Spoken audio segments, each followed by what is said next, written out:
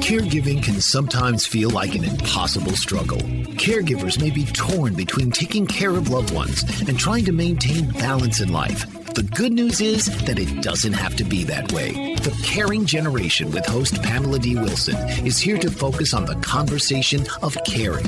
You're not alone. In fact, you're in exactly the right place to share stories and learn tips and resources to help you and your loved ones. So now, please welcome the host of The Caring Generation, Pamela D Wilson. This is Pamela D Wilson, caregiving expert, speaker, consultant, and guardian of the Caring Generation. The Caring Generation focuses on the conversation of caring, giving us permission to talk about aging, the challenges of caregiving, and everything in between. It's no surprise that needing care or becoming a caregiver changes everything. The Caring Generation is here to guide you along the journey and let you know that you're not alone. You are in exactly the right place to share stories and learn about caregiving programs and resources to help you and your loved ones plan for what's ahead. Invite your parents, spouses, family, friends, colleagues, coworkers, and everyone you know to listen to the show on podcast apps worldwide. If you have a question or an idea for a future program, share your idea with me by commenting on my social media posts on Facebook, Instagram, Twitter, YouTube, and LinkedIn. You can also go to my website, PamelaDWilson.com, click on the Contact Me button, and complete my caregiver survey to post your question, or you can request a one-on-one consultation. Welcome to episode 195. We're almost at 200 of the Caring Generation podcast in the Take 15 series. Helpful tips and insights in about 15 minutes. This week, the discussion is a hot mess. Tips to manage out-of-control caregiving situations. Since this is an international audience, let me define hot mess. Then I will share 2 complicated situations caregivers can find challenging to manage and a couple of commonalities that might surprise you. Let's start with defining a hot mess. A hot mess can mean a disorganized or chaotic situation where you feel that everything is out of control, or one of those situations that we've all had, we're barely hanging on, waiting for the next disaster to strike. A hot mess can describe many caregiving situations as well as the people who are involved. Hot mess number 1 involves an elderly parent who takes 5 or more medications. Add to that, mom or dad has multiple health conditions like heart problems, diabetes, arthritis, breathing problems, difficulty walking, and maybe a couple more. Whether it's due to an unexpected problem, like a heart attack, a fall, or an ongoing condition, if surgery and a stay in the hospital is required, the after effects can be significant. Obviously, the hope is that surgery will solve or improve the problem. If this wasn't the case, why would anyone agree to go through surgery? Well, you might be surprised. You or a parent might have agreed because you didn't ask enough questions. Maybe you were unaware of the surgery's after effects, or you felt pressured to do the surgery by your doctor or some of your family members. What most people who have never had surgery don't realize is that surgery can have a significant effect on the body, no matter your age. The younger you are, the more quickly you might bounce back. The older you are, the less quickly you bounce back. So what does surgery mean for an elderly parent and their caregivers? It can mean health declines, physical weakness, mental confusion, delirium, and needing more help with daily activities, at least initially. So surgery may be the first step in responding to health concerns for you or a loved one. Recovering from surgery is that next step. Elderly persons with complicated health conditions who take a lot of medications can have a long recovery ahead of them. The idea of work to recover might surprise you or your elderly parents because recovering from surgery is work. It's like being healthy and training to run a 5 or 10K race or train for a triathlon, swimming, biking, running.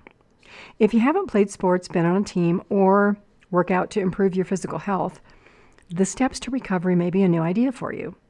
Separate from the physical effort that will be necessary, emotional effort and a mindset can be equally, if not more important.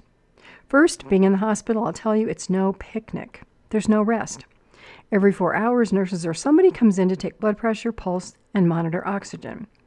This commotion happens around the clock, so there is no good night's sleep. You have an IV and a vein in your arm giving you fluids. There may be a constant in and out of doctors, nurses, CNAs, and other people in your room. If you get up to use the bathroom, the IV pole goes with you. If you're lucky enough to feel good enough to walk the halls in the hospital, that IV pole goes with you. The longer your parents lay in that hospital bed, the weaker they get. So if you're not there encouraging them to get up and walk with you, they will probably stay in bed. Then there's the discharge, the release to go home. If you or your parent are not on top of discharge information, you might be shocked to get a call one afternoon from the hospital saying, "Hey, your mom and dad, they're ready to go home. Come and pick them up." Or, "Hey, your mom or dad is being sent to X nursing home for more rehab," which is code word for physical therapy and exercises.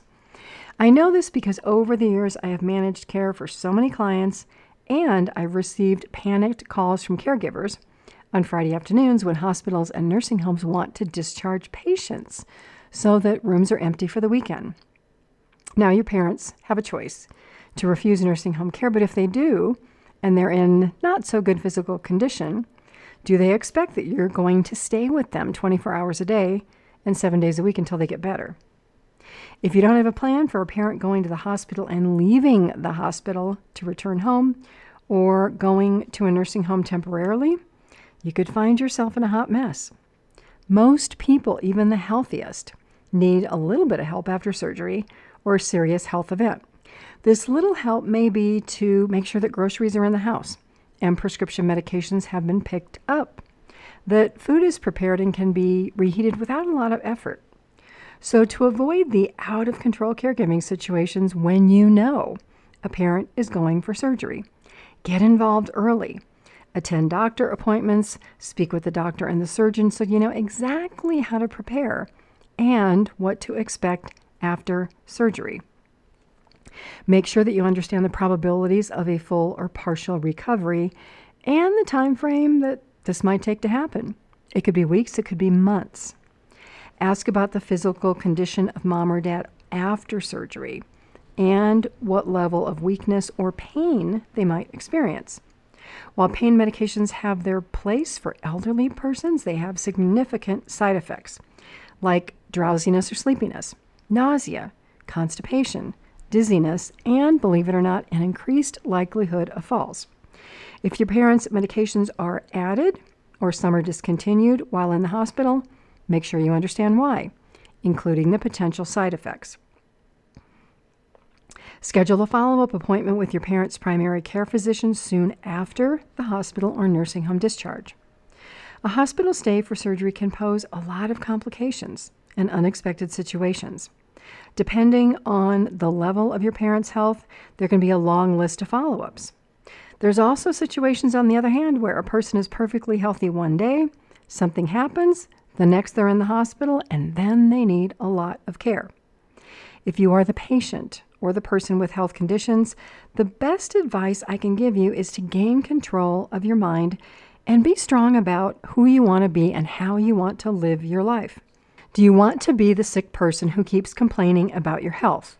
Or do you want to be the person who moves ahead and goes out and lives your life, knowing that you have some health problems to manage, but you can do it?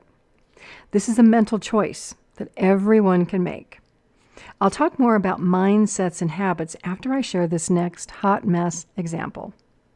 For all of us, it's impossible to know if or when you might find yourself or a loved one diagnosed with a health condition, in the hospital, or needing surgery. So in the meantime, if health conditions exist, create a backup plan and continue to live your life.